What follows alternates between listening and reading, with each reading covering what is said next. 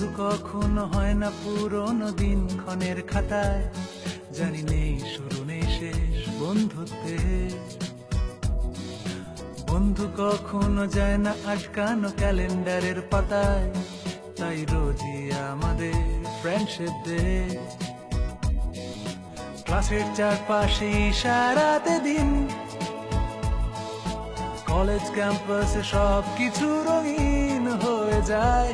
পেয়ে যায় বন্ধুকে কখন কে, তাই রোজই আমাদের ফ্রেন্ডশিপ ডে।